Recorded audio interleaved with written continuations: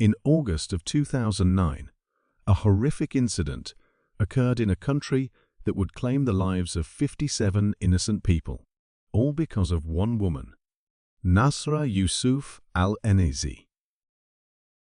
Our story begins in Kuwait, a country in West Asia, located in the northwestern corner of the Persian Gulf, situated between Iraq and Saudi Arabia. Nasra Yusuf Al-Enazi was born in the year 1986. She lived in Kuwait with her 36-year-old husband, Zayed Zafira, and their 2 children. Nasra was married off young to Zayed, as it's the tradition in most Muslim cultures. Nasra had her struggles with mental health. The fact that her 2 kids also struggled with disabilities did not make it easy for her. As in most Muslim cultures, the husband is working and provides financially for the family, while the wife stays at home taking care of her children and the household. In Kuwait, a man is permitted legally and religiously to marry more than one wife. It is believed that Zayed was unhappy in his marriage. Nasra's struggles with mental health, coupled with raising 2 disabled kids, was a lot for him to deal with. So he decided to marry another woman. Nasra resented the way Zayed treated her during their marriage. On top of that, Zayed decided he was going to marry and bring a second wife. This believed to have upset Nasra so much that she sought to seek revenge on Zayed. But she would not do anything just yet. She would wait for the perfect day and time to make her husband pay for what he did to her. Kuwait is known to be among the hottest places on earth, with temperatures reaching up to 50 degrees Celsius during summers. On August 15, 2009, friends and family members gathered to celebrate a wedding, a day of joy and celebration for Zayed and his second wife as they began a new journey together.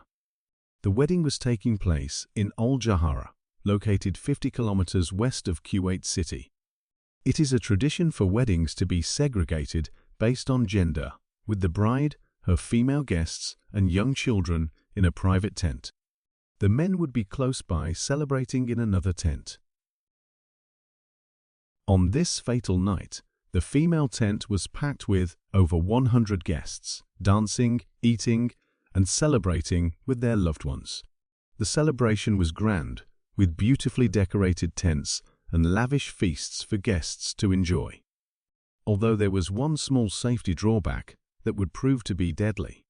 You see, normally the wedding tents would have multiple entry and exit points. But unfortunately, their wedding tent had only one entry and exit point. The day had come for Nasra to seek her revenge, and she knew exactly what she had to do. With women and kids inside the tent, Nasra began to pour petrol on the outside perimeter of the tent. With temperatures rising, the tent was engulfed in flames within a matter of few seconds. In a panic, the guests tried to flee, causing a stampede.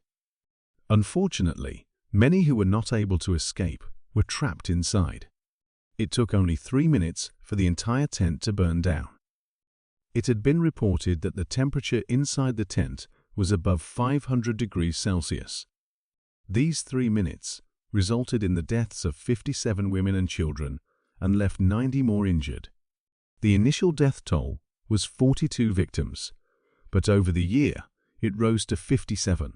Many victims were hospitalized for long, agonizing months before finally dying as a result of their injuries. The bodies were so badly charred that authorities called forensic specialists to identify the victims. They used dental and medical records to identify the victims. This incident caused a huge uproar among the citizens of the country. It was reported as the deadliest civilian disaster in Kuwait in the last 40 years. Both the bride and the groom escaped unhurt, as none of them were in the tent at the time of the fire. The Kuwait Times newspaper reported that the groom's new bride had escaped injury, but that her mother and sister had died. Authorities quickly began their investigations into what caused the fire. They initially believed that faulty electrics or incense-burning coals were to blame, but as they dug deeper, it became clear that this was no accident. Both families expressed surprise that the fire had been started intentionally. People liked Zaid and his new wife, and as far as they knew, neither of them had any enemies. Nasra, on the other hand, had kept her complaints relatively quiet, so she was not an apparent suspect. But because of her love for Zaid, she was quickly picked for interrogation. Shortly after being arrested, Nasra confessed to having committed the heinous act. Nasra sobbed and admitted to lighting the tent on fire with gasoline-soaked drags. But upon being advised to lawyer up, her tone changed immediately. She redacted her confession and claimed that she only poured cursed water around the tent, not gasoline. Nasra demanded her statement be redacted. In the end, this request was turned down, and her first confession was used as strong evidence against her at trial. Nasra was arrested immediately. The legal proceedings for this case took various twists and turns. Nasra was brought to the small courtroom from the central prison, accompanied by 5 female guards. Dressed in a long grey dress, the young woman had entered the court with her face fully covered. The judge asked her if she had set the crowded tent on fire and killed the people. Nasra just nodded her head and replied no. It was the only word the 23-year-old spoke during the brief hearing, which opened her murder trial. What Nasra was unaware of at that time was the fact that her heinous crime was witnessed by her maid. She became a key witness in this story. It is believed that Nasra was pregnant at the time of her arrest. This complicated things further. According to Kuwaiti law, death sentences for pregnant women are commuted to a life sentence. Nobody will ever know for sure if Nasra's pregnancy was a hoax or if she really did miscarry. When she wasn't pregnant 2 months later, she claimed her husband had a jail officer compel her to take medicine that caused her to miscarry. No medical examination or follow-up with Nasra was ever done to verify her allegation of a miscarriage. People were angry and demanded punishment for the person responsible. While the death penalty verdict is common in Kuwait for cases of murder, the judgment is rarely carried forth for women. Another layer to consider in Kuwaiti law is the victim's family's right to retribution.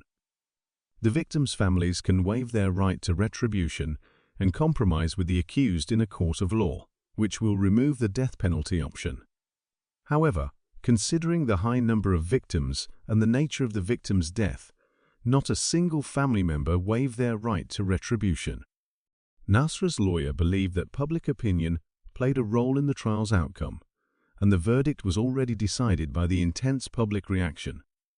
Nasra's defense team used her age, gender, and mental state to seek compassion, but the facts, the victims' families, and the court were against her. Her legal team failed to have her sentence reduced from the death penalty to life in prison. Usually, punishments for women are less severe, but not in this case.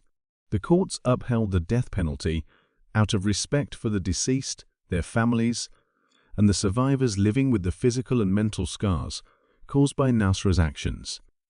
Nasra's execution occurred on January 25, 2017, 7 years after her conviction.